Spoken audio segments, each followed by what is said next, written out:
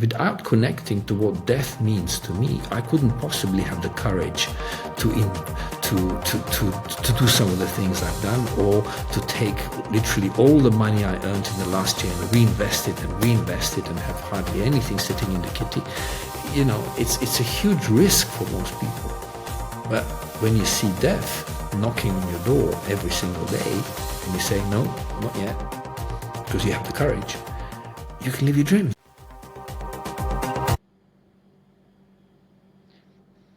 Hi, Paul. Hi, everyone. Hello, Matej. Here we are again. Hello, Yeah. hello. Hello to everyone as well. Yes, again. Yeah, How are talking you, about... Matej? Yeah, good, good, Yeah. very good, hot here in Slovenia. And you are enjoying, I hope so, in Croatia, Krk, A bit no? of Croatia, yeah, Island. just, yeah. Very hot as well here on the beach. Very nice, yeah. So why are we here? Continuing our conversation about your journey of Sonho de Urso, Brazil.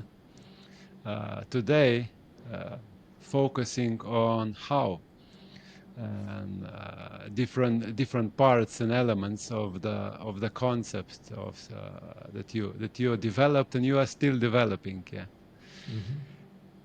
So Matej, I just remembered something, if I may. We talked about absolutely. the why and the what, and actually, we got so tied up very, very quickly with different things in the why and the what, and how it all happened, what's been happening. I forgot to mention Sonho de Urso as a concept. It happened. Yeah, that feeling, that idea was around since 1998, even though I only bought this property in 2003. Then it took time to develop, yeah. But a couple of years before you came to visit, when I took over the running of the place in 2012, I had no clue what to do, and I felt like completely lost on my own, challenged by the elements, or not supported by anyone, not understanding the language 100% or the processes of the native people there, and let alone the land and what to do with it and how to make this, how to get this place to pay for itself. It was like an awesome task. And so I felt like, I felt like a bear, alone in the forest, isolated. and so I decided, well, you know what, if I'm going to embrace this, then maybe, all the things that I've always admired about bears, being, very efficient, sustainable, eating when they absolutely need to eat, or sleeping when they want to sleep, and doing things on a survival, on the way they want to do it basis. So, and I always liked the idea of having honey and propolis and bees, and living more healthy, or living with nature, and so I decided to call it. For all these different reasons, I just felt like this has got to be called, the bear's place. But then actually, rather than the bear's place, I thought, as it started to develop, I realized also, but when I was a kid, I actually wanted to live like this. I actually had dreams of, this sort of lifestyle. So this is how the whole concept, the idea of the dream, the bear's dream, or sonho de urso, came about. So the concept is based on the way a bear, the bare necessities. I don't know if you ever saw Jungle Book, the bare necessities of life, that song, yeah. But if you are talking about the edge and bear in Brazil, that must be quite weird for most of the people. So, if you are talking about, let's say branding, and somebody Well, asking it's like branding and himself, what the marketing. hell? Yeah, yeah. It's like branding and marketing. Is if it's not obvious to somebody, then once it's explained and they see the process and they get it, then they love it. Yeah. So Yeah. what I've found is that it's almost like 50-50. Yeah. 50% of the people absolutely love the name and the concept, even though it's Brazil. Yeah. So no, I can never ever forget that now. Yeah, that this is how they think. The other half say, no, this doesn't work. This makes no sense to me. There's no connection. I need a connection. I need a connection. Okay, fine. So it's not for you then. All right. So this is how it works. My idea was never to attract lots of people here. The idea was to just organically, on the base of the law of attraction, have people who really synergize with this to be coming here or to be part of this. I don't think, the last thing you want is in a place like this, everyone coming there. If they don't connect, they don't connect. Great. They have So now, connected now, something. now you actually share with us, yeah, how you know how you get the attention, yeah, from the people, from also your I neighbors, yeah. really believe So in the law of attraction. I yeah, absolutely believe in the law of attraction. When I was younger and I was in theater, and I was using the theatrical experience to I had to find work, and I was going in and out of interviews. My interviews became like so powerful because I was using the law of attraction. Before, I didn't know how to use it. So understanding that your energy already walks into a room before you do and leaves after you've left the room, and then how to manage your energy with the person who's interviewing you makes all the difference. All the difference. so can you agree that you are the bear, you are the ursa, and you are the brand, yeah. I have a So the lot. ursa. I have a lot to do with the brand of Sonia de Urso of the farm. Yes, however, I'm not the bear. I wouldn't dare. I wouldn't have the courage to assume that I have the power or the resilience or the efficiency or the courage of a bear. These are things to live up to. These are things to try and emulate. But I don't think that I'm anywhere close to all those attributes that a bear has naturally. Yeah. But Paul, did you maybe, in the past ask your neighbors, clients, or even people that work with you, yeah, how do they see you, you know? Because I get, usually whichever ideas, projects, businesses we develop, yeah, it's usually starts with a person, with idea, with a vision, yeah, of somebody, yeah. And then this vision either attracts or not others, yeah. So most probably if you wouldn't be there involved, uh, who knows how things would develop. Yeah, in the previous episode you shared with us how things were before you actually were present. Yeah, you were actually there, hands on. Yeah, so most probably uh, your presence, your attention is also a reason for actually the place getting the attention from others. Yeah. I mean, some of the older members or like the estate agents or people who own property there or who own businesses, they've said to me that I've really changed the region in the sense that it's brought more foreigners. It's also opened up the thinking of the local people. They never valued the land so much as they do now. Also, not all of the people. Some of the people have gone against me in terms of like local labor, local materials. Ne? A lot of the locals, especially the business community, they love it that I'm using local labor and local materials and skills because that helps to preserve the culture of the place. Yeah. And culture is being eroded in many, many, many places around the world, not just cities. Yeah. So they love that. Yeah, but then there are some elements, those people who want to move really quickly, that are trying to bring in not just people from outside, but some of the locals also. Yeah?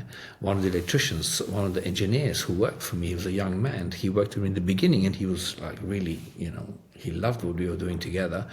But then he partnered up with some big business guys, and now they're doing developments on rural land, which splitting it up very quickly into lots and selling it off very quickly for amazing profit. I could have done that, but I don't think that's real value as far as nature or the way I want to live is concerned. Definitely lots of money in the bank, yeah.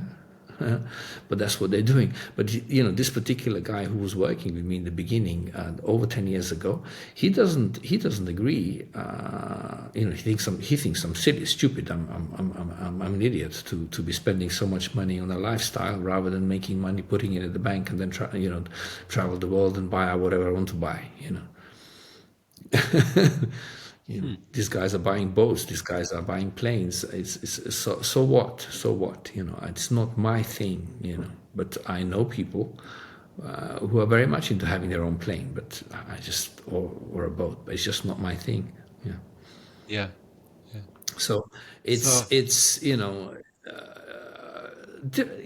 America they say different strokes for different folks. In England we say each to his own. And that's it. Yeah. We have to respect that. Yeah. mm. So we spoke about attention, that it's important, but also intention is important. Yeah.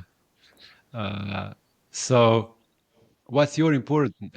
What's your opinion? Yeah. What comes first, attention or intention? And if I may continue, yeah, how do you actually sustain intention, especially when things go chaotic and uncertain? Yeah. For me, intention is first, because I learned the hard way not to start a new idea, a new project, unless there was a solid, pure intention behind it, and sort it out, and the planning, to kind of some certain amount of planning to be involved, because otherwise you end up making a lot of mistakes and hurting a lot of people and hurting nature and so on. But if the intention is based on some sort of value-based analysis, analyzing a project, analyzing a situation, and then seeing and energizing that, synergizing that with the intention. You can then quickly see which elements are going to benefit and which elements of society are going to, or the world or the planet are going to suffer. And this is where I say that we have to respect each other's way of doing stuff, and you cannot people will not you cannot expect people to change the way you want them, the way I want them to change, or to do things the way I want them to do things. I can decide how I'm going to do things, analyze that, and try and bring value to that, and then do it, and then see what sort of reaction and energy that creates when people see that, feel that, smell that, and are reacting to that. That maybe is a fair way of sharing with society. But when I was younger and expecting things of others or forcing things, yeah, this is where a lot of social media and marketing goes wrong, in my opinion. It's just my opinion. Yeah. Forcing things, pushing, pulling all the time. There's a whole push-pull system that people work on when it comes to digital marketing, and it's a whole model, and they spend their years. Okay, now I'm pushing, now I'm pulling, now I'm going to do. But I just don't see that necessarily brings value in the long run. Yeah. Maybe there's an occasion where you have to pull or push, but I would say 98% of the time it's absolutely not necessary to push or pull anything in life. Yeah. Mm.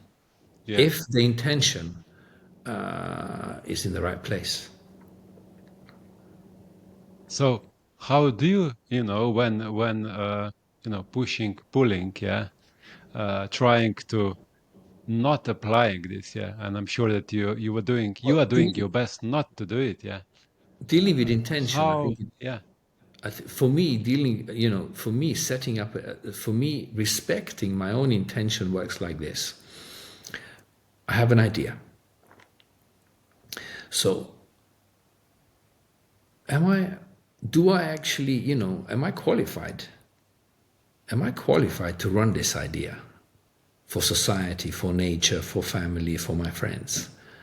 Or is it just my ego that wants to kind of, do another project, regardless of whether I'm qualified? Will Paul bring value to planet, society, family, friends by doing this project, by running this idea? We'll definitely learn, but in the process of learning, we can also hurt a lot of people and a lot of things around us. So the first step is, yeah, am I qualified? Will I bring value? Okay, let's say I'm qualified. So does this, then part of the same question, or the next step in the question is there real value for society and planet?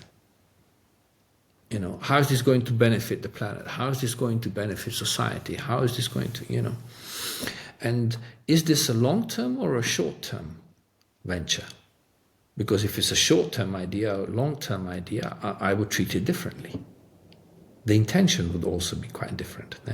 Now, if I can bring those together, and there's a positive, not negative, a positive in all of those for me, then I can make that intention quite clean and pure. And I can believe in that intention. Yeah, as a solid line. Yeah? And once I'm confident that it has value on different levels and it's a pure intention, I know the universe and other people, some people will work with me. Once I have a few people working with me and the universe working with me,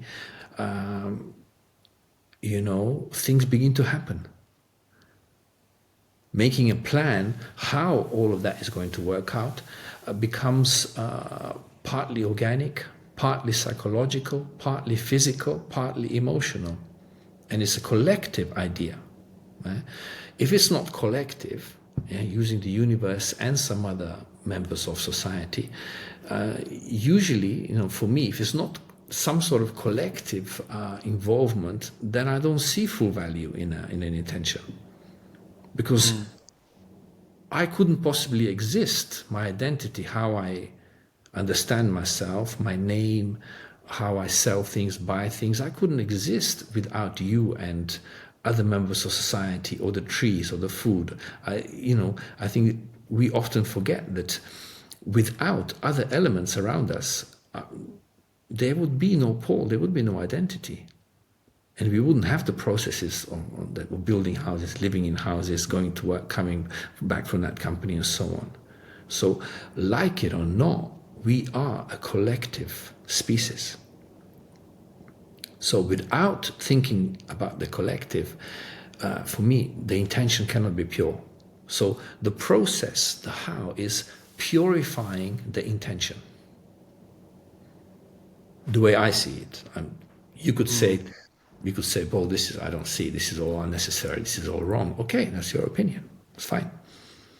Who am I to tell you you're wrong, yeah. Through many years, we were actually thinking about, how to, in a simple way, synergize different ideas and into a simple concept. Yeah. So even when we were discussing about the title of this podcast, yeah, wellness was usually, let's say, the bridge between different, tangible and intangible worlds. Yeah. So I guess that applying different wellness principles, and as we say, the digital wellness advantage, and it is not for everyone, but for I think that for us, yeah, and for many other people around us as well. And I guess that Sonia de Urso also is applying a lot of wellness principles. So if I extend this to my question, um, how do you actually run a space like Sonia de Urso uh, without actually all the system, all the things happening there, yeah, killing your soul, yeah? Because when you go in the movement, and when as you say, yeah, shit hits the fan, yeah, when things start to come towards you, yeah, uh, it's not easy. Yeah. How do you run all of that and keep some sort of sanity and stay satisfied and content and at peace? Yeah. Because you started with the word simplifying, you know, and this is what we try to do at the studio: simplify a situation so we can then actually see clearly what really needs to be done. I'll try and simplify this process. It's all about building relationships. It's all based on relationships. For me, first and foremost, the relationship with the land and the forest and the elements. Once I established that relationship with the land, the forest, the water, the air, and so on, and then I started to build the houses and lay out the plan for the place on that basis. So the houses, it's not a hotel. It's not a big wellness center. It's just houses separate from each other, and each house has privacy and its own space.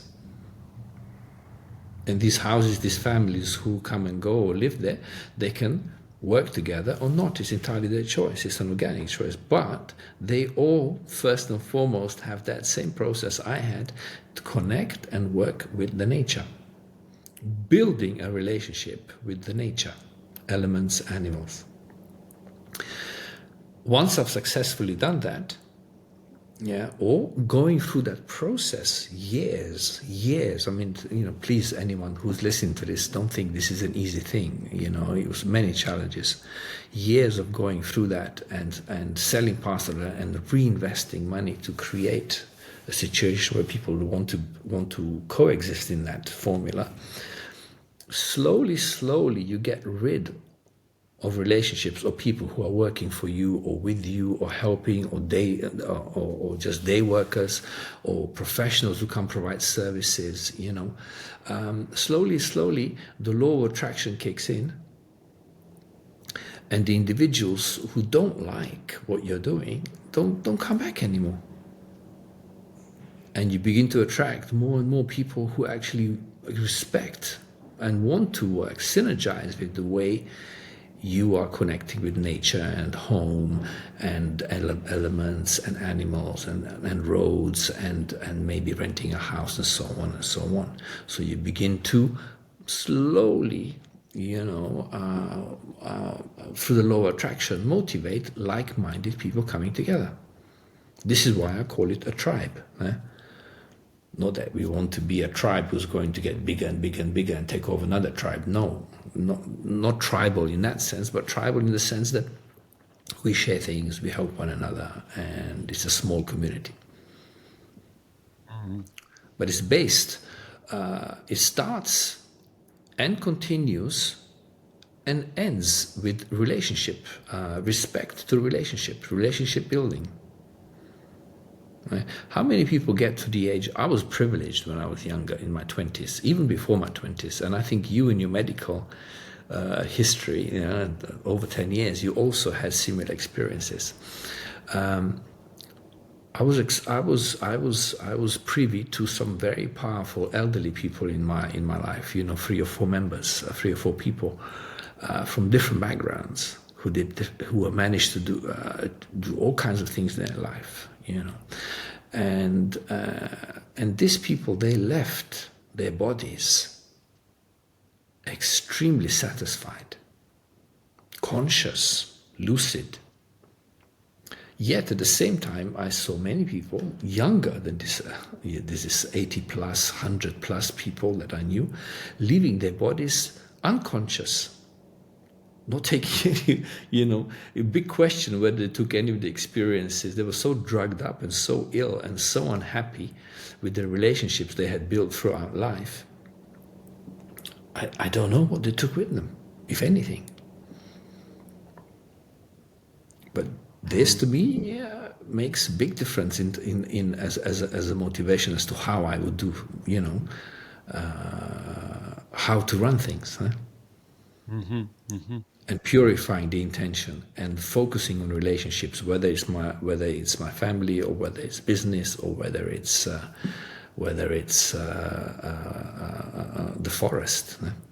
But for me, believe it or not, I wouldn't put family or humanity first. I put forest and nature and elements first. Because they're providing me love and sustenance every day without any kind of condition or requiring anything from me. I don't know a single human being, not even my own father or mother or my daughters, who don't require something from me in order for them to give me love or to give me sustenance, Yeah. Yeah. Maybe somebody listening, is thinking, but this sounds so philosophical, How to apply this, for me, me. And but don't be mistaken. There is a business, This is still a business. So you have to think about finances and many other things, but not using formulas from others, I know that you simply don't like it. That's not part of your nature. Maybe some principles that are maybe evergreen. But I do use formulas. Yeah, Yeah, yeah. maybe not the formula written in the seven habits, habits that will make you successful, the seven most important habits that make you successful, or maybe not from the empowerment books. But I definitely use formulas from philosophies like Vedanta. My actions are based on philosophy. But the philosophy I like to follow is Vedantic philosophy. Those who are not familiar with Vedantic is very close to Taoism.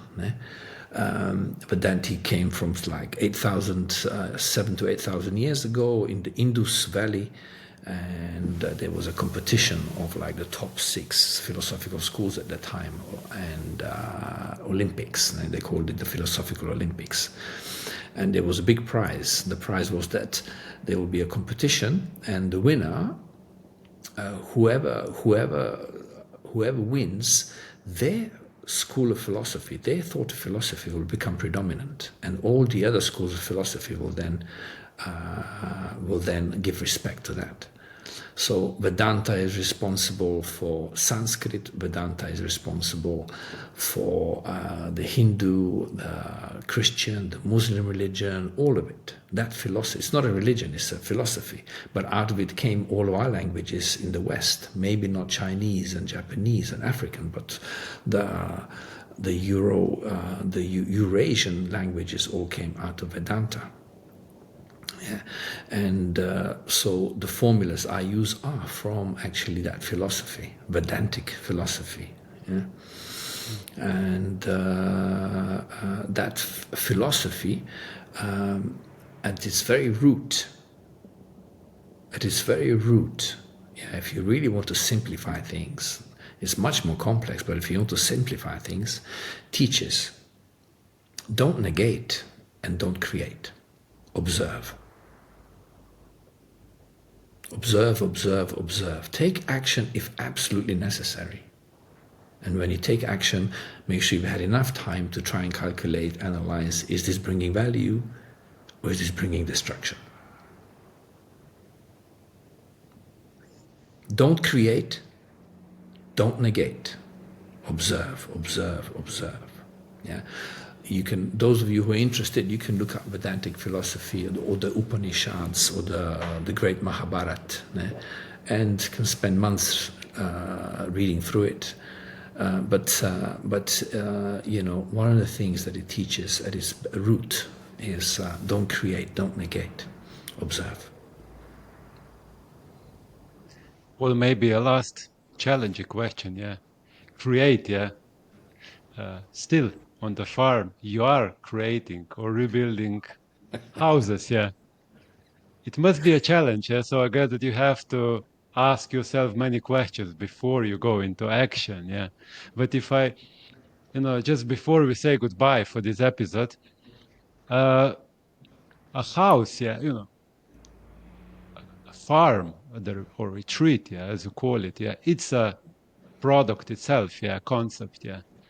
But maybe we can share in the show notes in the description a link to one of the latest houses that was rebuilt, if I remember. Yeah, Yeah, and a house itself, when you create it, yeah, it's a product itself. Yeah, absolutely. and It's a in brand the in itself. previous, If yeah, if yeah, it's done correct, if it's done properly, it becomes a brand. Yeah.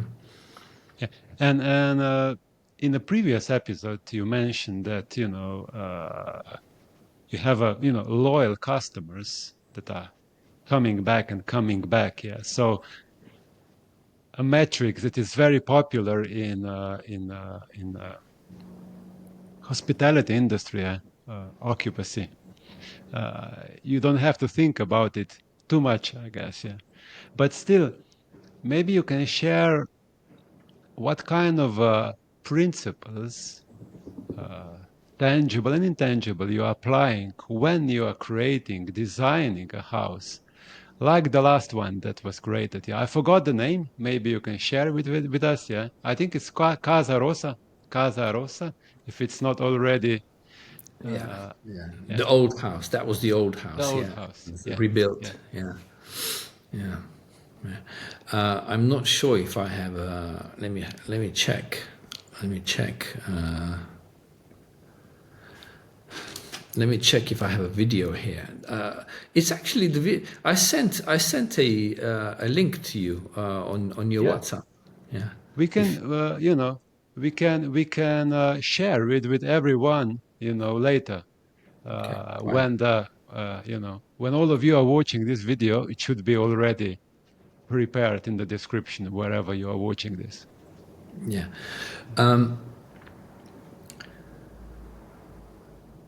If one is going to be true to themselves and honest to themselves, and that means following their true beliefs and their soul and not the marketplace necessarily. Not that the marketplace is wrong or right, it just is what it is. But it's not original. Or it's not what is original anyhow. It's not necessarily true to anyone's individual's imagination or desire. We are compromising when we go according to the market. We are compromising on our soul, on our inert connection to the universe, and we all have that connection. Yeah. Now here, in order to make this tangible, we have to employ tools. One of the main tools here is courage. Yeah, and some of you can say, "Oh, you're shut up, you idiot." Yeah, but listen for a moment. Yeah, why does someone actually not go into a new job or into a new project or not spend a certain amount of money on their true desire? They will accumulate 10 times more than they need before they will spend because they're afraid. They're afraid that they will lose their position or their home, or people will not respect them in the same way. They're not driving the same car. All of these different things that are emotional, psychological, physical, that create fears, yeah, stop people from living their dreams. And they think they've got to accumulate a certain amount of money or wealth or importance before they can start living their dreams. And in most cases, they actually don't end up living their dreams. Yeah, they end up spending their money and being disappointed. In most cases, yeah. So we need a certain amount of money to get out the door and take the bus. But courage not only creates wealth, it attracts wealth and the right people.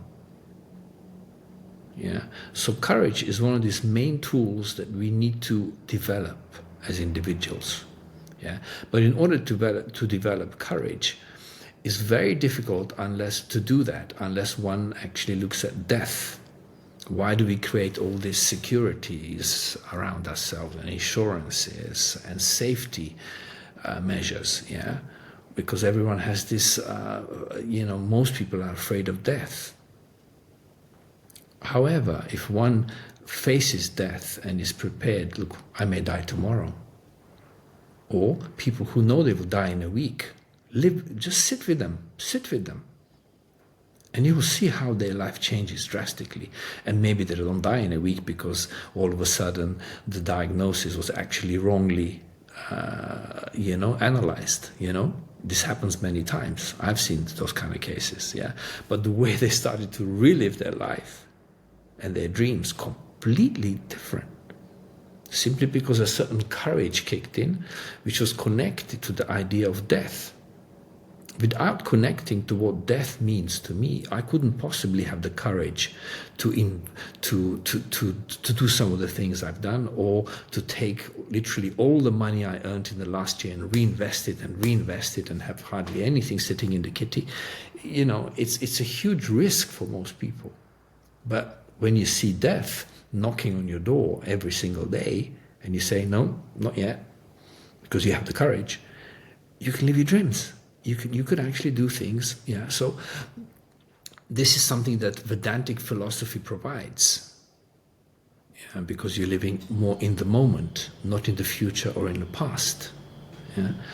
So connecting courage with death gives one the tools to actually physicalize, to make things touchable, our dreams touchable. And whether that's building a house or creating a concept or traveling somewhere or building a small community, it doesn't matter. It makes it possible. Courage creates and it attracts. And usually for courage to work, it should be and it has to be connected to some sort of idea of death. Death is a natural process, it's a part of what's going to happen, and let me have a look at it for its full value. Yeah? And I think that's how we make things tangible, Matej.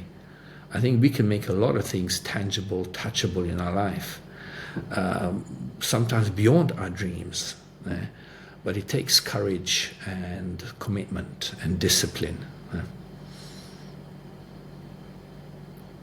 Well, I think it's something that it's definite for all of us. No comment needed. And thank you for today. Matej, thank you very much for listening to my